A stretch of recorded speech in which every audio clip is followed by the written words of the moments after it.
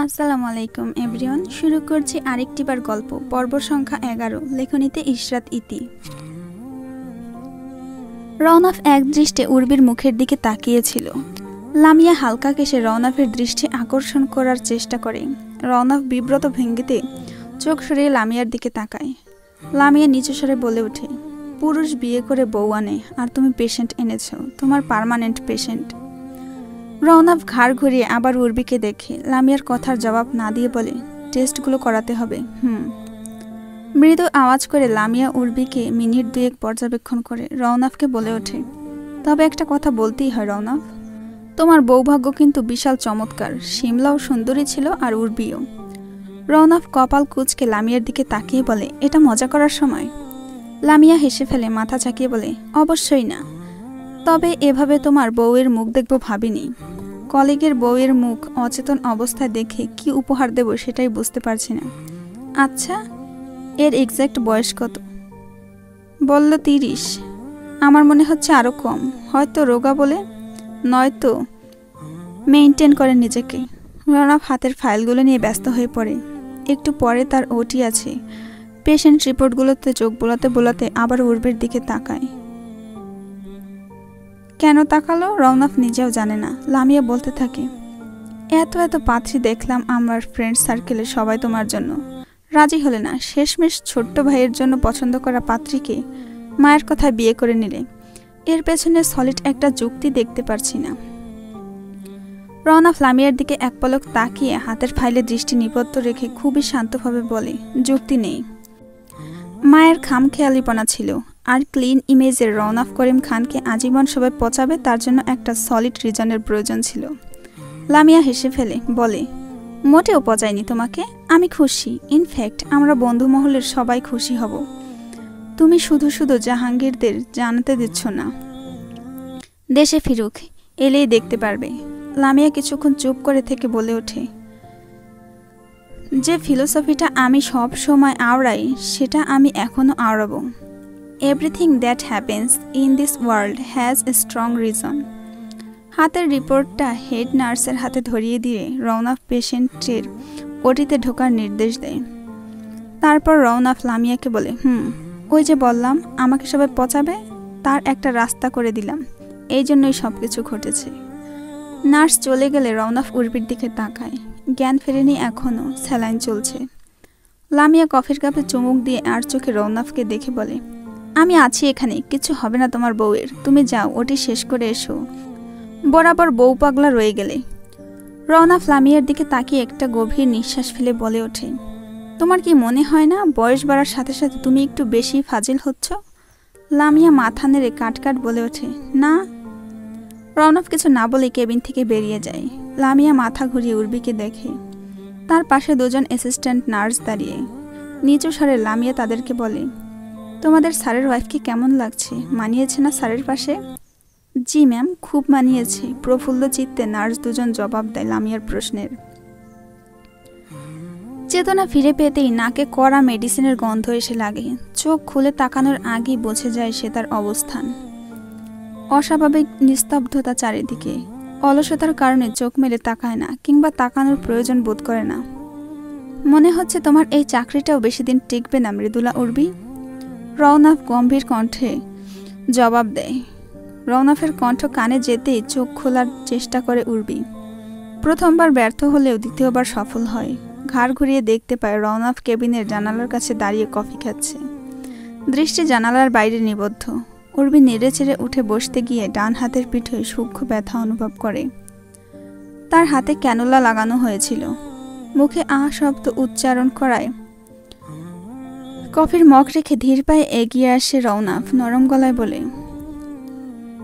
আমরা খুব ভালো হাজব্যান্ড ওয়াইফ হতে পারবো কিনা জানি না মৃদুলা উর্বি, তবে আমরা কখনো খুব ভালো ডক্টর অ্যান্ড পেশেন্ট হতে পারবো না যদি না তুমি কোঅপারেট করে চলো। চলো ওঠো, কিছু টেস্ট করতে হবে তোমার। উর্বি তার সামনে বসে থাকা শান্ত স্বভাবের মানুষটাকে কিছুটা সময় দিয়ে দেখে। তারপর ধীরে ধীরে বেড থেকে নেমে পড়ে বাধ্য মেয়ের মতো। সে টের পেল তার শরীরে আর কোনো দুর্বলতা অনুভব হচ্ছে না। রওনাফ উর্বির দিকে তাকিয়ে বলে ওঠে, নার্স ডাকবো? আমার তোমাকে দেখে মনে হচ্ছে একাই যেতে পারবে তুমি। জি পারবো, আই এম ফাইন। বেশ চলো।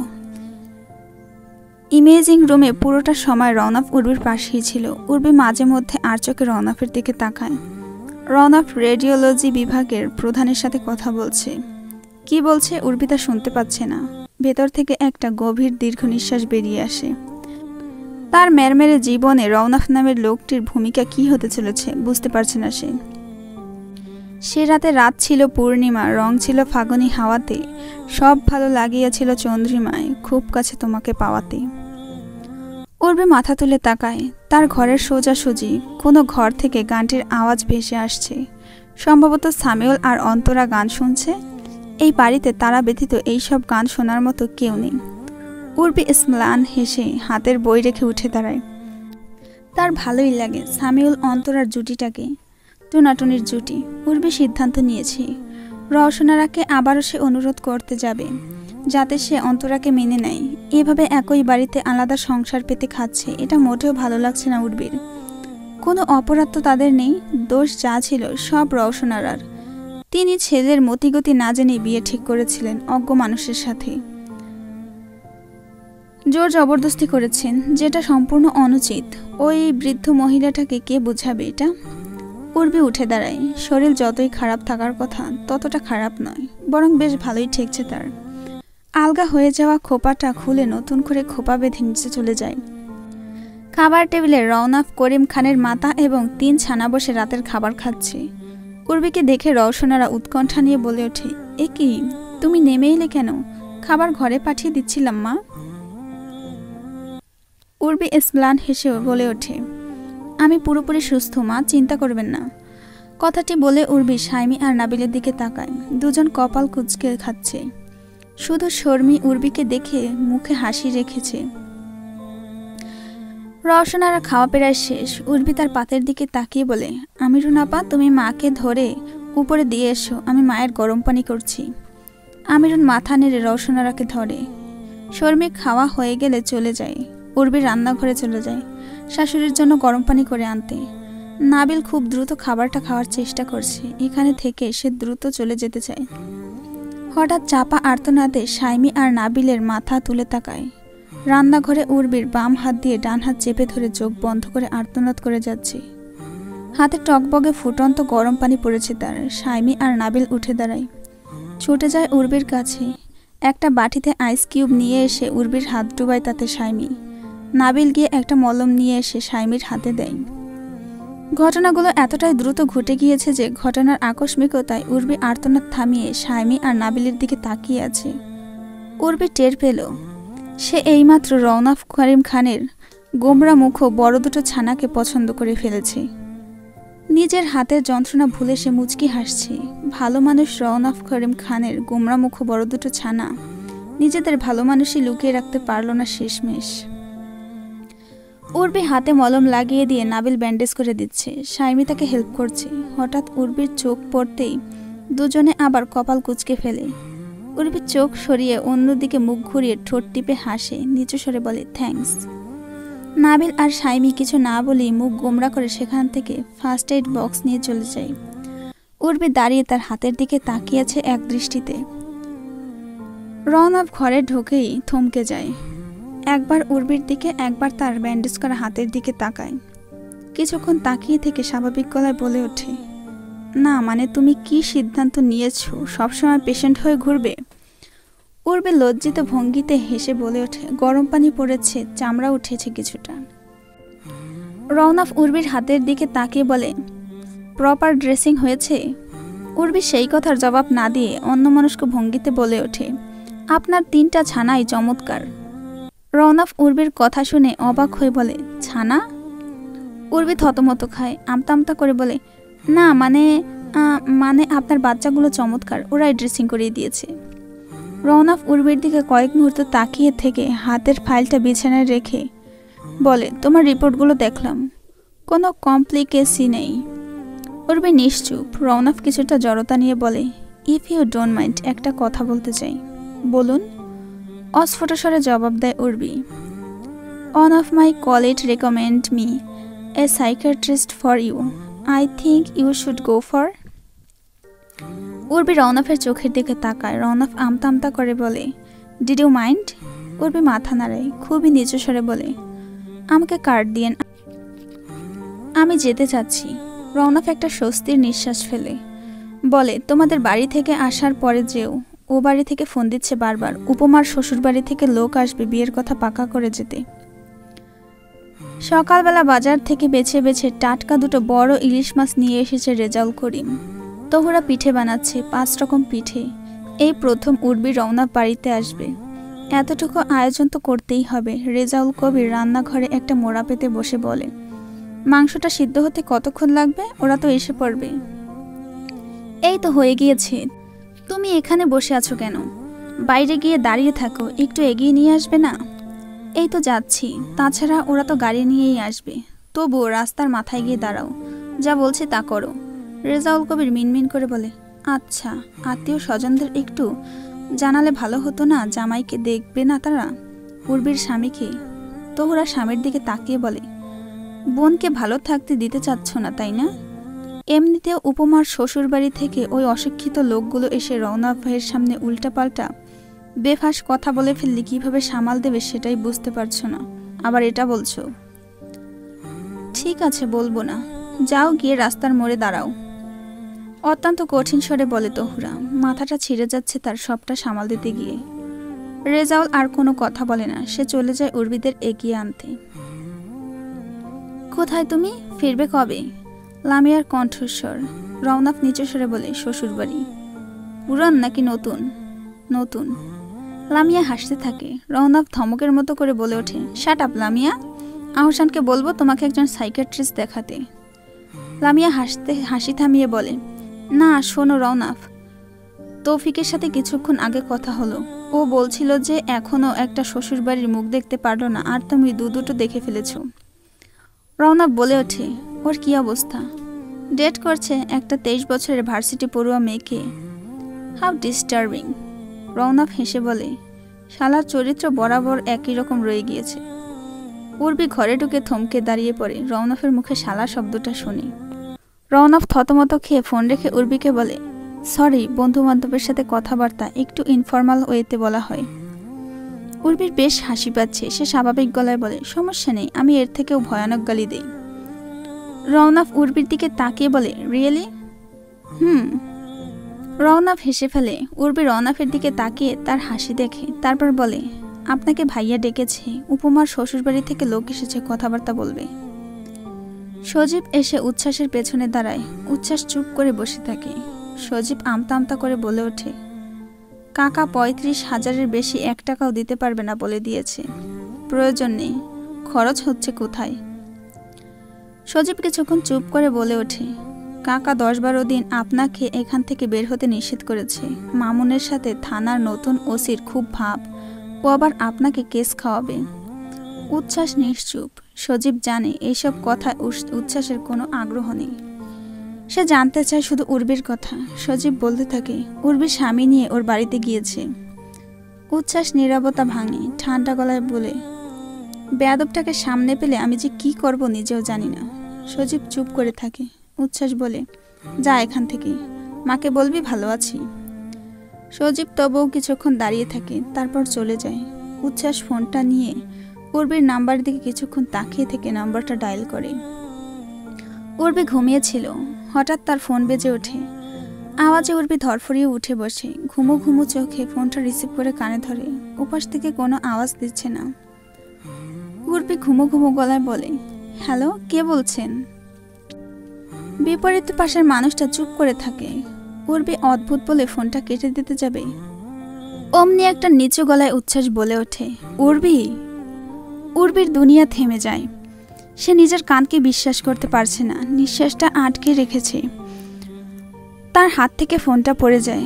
2 হাত দিয়ে মুখ চেপে ফুপিয়ে ওঠে সে, সমস্ত শরীর কাঁপছে তার। মাঝরাতে রওনাফের ঘুম ভেঙে যায়। উঠে ওয়াশরুমে যাবে, তখন সে দেখতে পায় উর্বি তার জায়গায় নেই। ওয়াশরুমেও নেই কেউ। ঘরের দরজার ভেতর থেকে বন্ধ। রওনাফ কি মনে করে বারান্দার দিকে যায়। সে খুব সন্তর্পণে দরজা ঠেলে দেখে উর্বি বারান্দার মেঝেতে হাঁটুতে মাথা ঠেকিয়ে বসে আছে। তার শরীর একটু পরপর কেঁপে উঠছে। রওনাফ দরজা টেনে ভেতরে আসে। সে বুঝতে পারছে না এই মেয়েটা এভাবে কাঁদছে কেন। উর্বির মুখের দিকে তাকিয়ে তহুরা ধাক্কার মতো খায়। চোখ ফুলে গিয়েছে, স্পষ্ট মনে হচ্ছে কেঁদেছে খুব।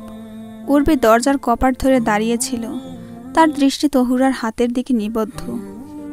তহুরার হাতের কাপটা উর্বির দিকে এগিয়ে দিয়ে বলে, রওনাক ভাই মসজিদ থেকে ফিরেছেন, এক্ষুনি রুমে ঢুকবেন হয়তো। ভাবলাম শহরের মানুষ, ঘুম থেকে উঠে চা কফি খাওয়ার অভ্যাস, নে ধর। উর্বি কফির কাপটা নেয় না, ধীরে ধীরে তহুরার দিকে তাকিয়ে নিস্তেজ কণ্ঠে বলে, ও জামিন পেয়েছে। কথাটা শুনে তহুরার হাত থেকে কাপটা পড়ে যায়। উর্বি তহুরার দৃষ্টি উপেক্ষা করে ক্লান্ত ভঙ্গিতে ওয়াশরুমে ঢোকে। তহুরা পাথরের মতো দাঁড়িয়ে থাকে, শক্ত হয়ে যায়। দেওয়ালে জয়নুল আবিদিনের একটা পেইন্টিং, এছাড়া পুরো কামরায় তেমন কোনো সাজসজ্জা নেই চোখে পড়ার মতো। উর্বি হাত ঘড়িতে সময় দেখে নেয়। অফিসের সময় পেরিয়ে গিয়েছে আধ ঘন্টা আগেই। আজ আধবেলা লিভ নিয়েছে উর্বি। ম্যানেজারকে অনেক কষ্টে মানিয়েছে সে। রওনাক সেদিন ঠিকই বলেছিল, উর্বির এই চাকরিটাও বেশি দিন টিকবে না। উর্বি রওনাক ওর বাড়ির থেকে 2 দিন আগে ফিরেছে। উপমার রেজিস্ট্রি হয়েছে শুধু, ছেলের বাবা হজ করে ফিরলেই তাকে শ্বশুরবাড়িতে নিয়ে যাওয়া হবে। মৃদুলা উর্বি? রিসেপশনিস্টের ডাকে উর্বি মাথা তুলে তাকিয়ে বলে, জি, আপনাকে স্যার ভেতরে ডাকছেন। উর্বি ভ্যানিটি ব্যাগ নিয়ে উঠে দাঁড়ায়। ক্যাবিনের পর্দা সরিয়ে ভেতরে ঢুকতেই একজন 40-ঊর্ধ্ব ভদ্রলোক বলে ওঠে, বসুন। উর্বি চেয়ারে বসতে বসতে লোকটাকে দেখে। বয়স খুব একটা বেশি না হলেও মাথা পুরো ফাঁকা। লোকটাকে সাইকিয়াট্রিস্ট কম মিষ্টির দোকানের ময়রা বেশি মনে হচ্ছে। কথাটা ভেবেই উর্বি নিজেই নিজেকে শাসায় মনে মনে, ছি উর্বি, অভদ্র মহিলা। পুরো নাম আখতারুজ্জামান বাবুল, নেম প্লেটে লেখা AJB। আখতারুজ্জামান উর্বির দিকে তাকিয়ে বলে ওঠে, মৃদুলা উর্বি নামের অর্থ কি? জাহাঙ্গীর রওনাফের সামনে বসে আছে। রওনাফ কিছুক্ষণ তাকিয়ে থেকে চোখ সরিয়ে নিয়ে বলে, চোখ নামা, এবার ভয় লাগছে আমার। জাহাঙ্গীর নিশ্চুপ। রওনাফ নরম সুরে বলে, দোস্ত প্লিজ রাগ করিস না, আসলে সবকিছু একটা অ্যাক্সিডেন্টের মতো হয়ে গেল যে কাউকে জানাতে পারিনি। আর পরে ভাবলাম দেশে ফিরে জানবি না হয়, প্লিজ রাগ করিস না। অ্যাক্সিডেন্ট? বিয়েটা না হয় হুট করে করেছিস, বিয়ের পরে 2 মাস চলে গেল, এখনও তোর সময় হয়নি জানানোর? লামিয়ার থেকে জানতে হয় আমাদের। রওনাফ খুব লজ্জিত ভঙ্গিতে বসে থাকে। জাহাঙ্গীর বলে, যা করেছিস সেটা ক্ষমার যোগ্য নয়, তোর শাস্তি হওয়া দরকার। সবাই ক্ষেপে আছে তোর উপর, জুনায়েদ, আশিক, মৌমিতা, সবাই। রওনাফ হেসে বলে, কি শাস্তি? ভাবির হাতের রান্না খাওয়াতে হবে, আমি মেনু বলে দেব, আমাদের সব বন্ধুদেরকে দাওয়াত করে খাওয়াবি। রওনাফ হাসতে হাসতে বলে, জো হুকুম মেরে আকা। হঠাৎ ফোন বেজে ওঠে রওনাফের। একটা অচেনা নাম্বার থেকে ফোন এসেছে। রিসিভ করতেই ওপাশ থেকে একজন নারী কণ্ঠে বলে ওঠে, স্যার, আমি দিগন্তের রিসেপশনিস্ট। রওনাফ সাথে সাথে বলে ওঠে, আবার কি হয়েছে? অসুস্থ হয়ে পড়েছে মৃদুলা উর্বি? আরে না না স্যার, তেমন কিছু না, ম্যাম আপনার সাথে কথা বলতে চাচ্ছে। উর্বি রিসেপশনিস্টের হাত থেকে ফোনটা নিয়ে নিচু স্বরে বলে, আসলে আমার ফোনটা ডেড হয়ে পড়ে আছে, আপনি একটু মাকে ফোন করে জানিয়ে দিবেন আমার আজ ফিরতে দেরি হবে, উনি দুশ্চিন্তা করবেন, সেই জন্য ফোন দেওয়া আপনাকে। রওনাফ নিচু স্বরে বলে ওঠে, ঠিক আছে বলে দিচ্ছি। উর্বি ফোন কেটে দেয়। জাহাঙ্গীর রওনাফের দিকে তাকিয়ে বলে, আচ্ছা তোদের মধ্যে আন্ডারস্ট্যান্ডিং হয়েছে? রওনাফ বন্ধুর দিকে তাকিয়ে স্ম্লান হাসে, অস্ফুট স্বরে বলে, এই তো। স্যার, ডক্টর রওনাফ এসেছেন। আখতারুজ্জামান মাথা তুলে তাকায় অ্যাসিস্ট্যান্টের দিকে তাকিয়ে বিরক্ত ভঙ্গিতে বলে, বসিয়ে রেখেছ, স্টুপিড, নিয়ে এসো। রওনাফ নিজেই ক্যাবিনে ঢোকে। চেয়ার টেনে বসতে বসতে বলে, খুব অল্প সময় নিয়ে এসেছি হাতে, ঘণ্টাখানিক বাদিয়ে উঠি, বলুন কি কথা। আখতারুজ্জামান হাতের ফাইল উল্টে পাল্টে দেখতে দেখতে বলে, আপনার ওয়াইফ এসেছিলেন আজ, দেখলাম তাকে। রওনাফ তাকিয়ে আছে। আখতারুজ্জামান বলতে থাকে, কথাটা হলো দীর্ঘ সময়, পেশেন্টের সাথে কনভারসেশন রিভিল করা নীতিবিরুদ্ধ কাজ। শুধু বলতে চাই, আপনার স্ত্রী কনভারসেশন ডিসার্ট রোগে ভুগছেন খান। রওনাফ এক দৃষ্টিতে আখতারুজ্জামানের দিকে তাকিয়ে আছে, তারপর বিড়বিড় করে বলে ওঠে, অ্যাজ আই গেস।